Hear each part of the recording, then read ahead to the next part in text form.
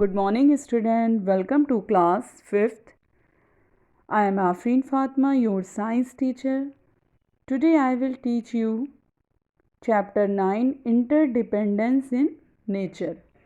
Nature में क्या interdependence है, ठीक है. The surroundings in which an organism life is called as environment.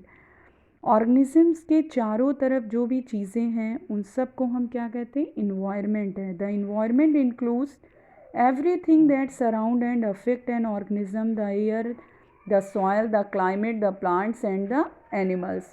Environment में क्या चीज़ें इंक्लूड होती हैं, हमारे चारों तरफ जो भी चीज़ें हैं, जैसे एयर है, सॉयल है, क्लाइमेट है, plants and animals. In the case of human being it also include the people around a person and the interactions of the person with these people.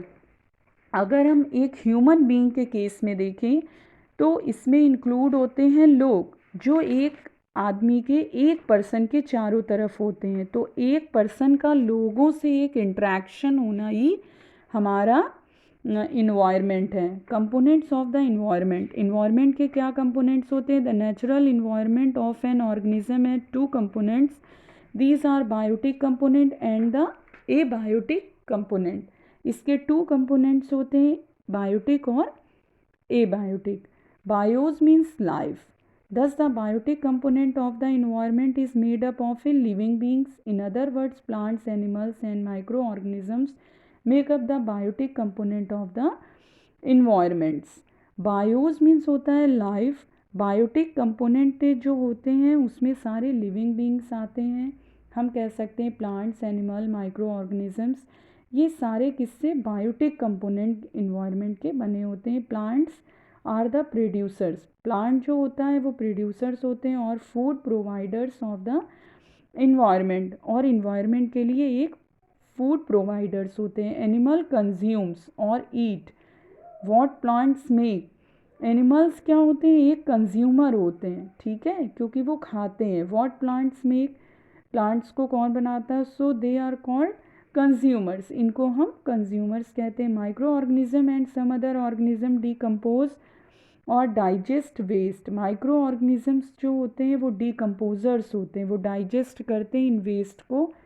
That is why they are called decomposers, इसलिए हम इनको decomposers कहते हैं. You will learn more about them as you read on. इसके बारे में जब हम पढ़ेंगे तो आगे और कुछ भी देखेंगे. The abiotic component of environment is made up of non-living things such as air, water, soil and light.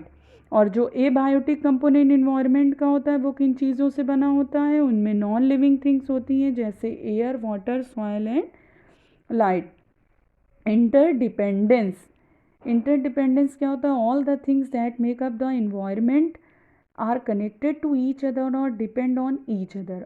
सारी चीज़ें जो होती हैं इन्वायरमेंट को जो बनाती हैं वो एक दूसरे से कनेक्ट होती हैं, एक दूसरे पे डिपेंड होती हैं. We can also say that they are interdependent, जिनको हम क्या कहेंगे, इंटरडिपेंडेंट. इंटरडिपेंडेंट यानी एक दूसरे पर डिपेंड होना. Let us study the relations of plants, animals and micro organism with each other and with the non-living things that surround them.